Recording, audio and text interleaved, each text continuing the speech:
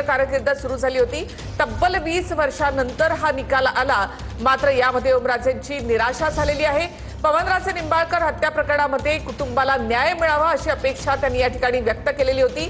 मात्र डॉक्टर पद्मसिंह पाटील यांच्यासह सर्व आरोपींची यामध्ये निर्दोष मुक्तता झालेली आहे। स्वतः ओमराजे निंबाळकर आपल्यासोबत फोन लाईनवर जोडले गेलेले आहेत। ओमराजे, स्वागत तुमचं। काय सांगाल तुम्ही या निकालावर? दुर्दैवी आहे, कारण मागच्या 20 वर्षापासून अखंडपणे आरोपींना शासन व्हावं, शिक्षा व्हावी याच्यासाठी तपास यंत्रणा आम्ही सगळेजण प्रयत्न करत होतो। दुर्दैवानं जो निकाल आलाय त्या निकालाला उच्च न्यायालयात त्या ठिकाणी आम्ही दाद मागणार आहेत आणि उच्च न्यायालयाकडनं न्यायाची अपेक्षा आहे। ओमराजे, जवळपास 20 वर्ष या निकालाची तुम्ही वाट पाहताय। या सगळ्या परिस्थितीमधून हा संघर्ष तुमचा संपूर्ण महाराष्ट्राने देखील पाहिलेला आहे। अशा वेळेला तुम्हाला अपेक्षित होतं की असं काही पुराव्यांअभावी आरोपी निर्दोष मुक्त होतील? आता माननीय कोर्टानं निकाल दिलाय, मला वाटतं त्याच्यावर बोलण्यापेक्षा उच्च न्यायालयामध्ये त्याच्यावर अपील करणं आणि तिथं उच्च न्यायालयाला ते सगळं पटवून देणं मला वाटतं महत्वाचं आहे। आता ह्या कोर्टाला काय नेमकं, म्हणजे कोर्टाचा निकाल आहे, कोर्टाचा निकाल आपल्या ज्युडिशरीमध्ये तो स्वीकारावाच लागतो प्रत्येकाला, पण त्याच्या बाबतीत जे उच्चतम न्यायालय आहे, उच्च न्यायालयात आम्ही अपील करणार आहे आणि शेवटची जोपर्यंत जी रेमेडी आहे लीगल, आम्ही शेवटच्या कोर्टाच्या रेमेडी पर्यंत त्याच्यासाठी संघर्ष करणार आहे। पण हा निकाल तुमच्यासाठी धक्कादायक आहे ओमराजे? निश्चितपणे, निश्चितपणे। आता तुम्ही म्हणता हायकोर्टामध्ये जाणार, हेच पुरावे पुढे असतील?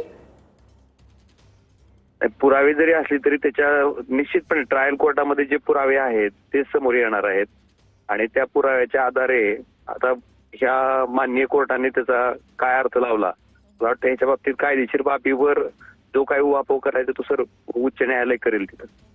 ओमराजे, मात्र या सगळ्याचा तपास व्यवस्थित झाला नाही, योग्य प्रकारे झाला नाही, किंवा मग सरकारी पक्ष योग्य प्रकारे पुरावे देऊ शकला नाही या सगळ्या संदर्भात, असं वाटतं का? आपण जर बघितलं असेल तर पहिल्यांदा ह्या प्रकरणाचा तपास मुंबई पोलीस करत होते आणि मुंबई पोलिसांवर प्रचंड दबाव होता। त्याच्यानंतर हा तपास CID कडे देण्यात आला, त्यांच्यावरही प्रचंड दबाव होता आणि म्हणून आम्ही 2008 मध्ये उच्च न्यायालयात अपील दाखल केलं होतं आणि उच्च न्यायालयाच्या आदेशाप्रमाणे ही केस पुन्हा CBI कडे वर्ग झाली होती आणि त्याच्यानंतर CBI ने तपास केला होता। त्यामुळे सुरुवातीच्या तपास यंत्रणा ह्या मॅनेज होत्या, ही वस्तुस्थिती होती ना, म्हणून तर आम्ही CBI कडे तपास द्यावा म्हणून अपील केलं होतं आणि CBI ने तपास केला होता। मात्र ओमराजे, CBI वर देखील कोर्टाने टिप्पणी केलेली आहे, ताशेरे ओढलेले आहेत। निश्चित मला वाटतं आता याच्या बाबतीत उच्च न्यायालयात आम्ही दाद मागू।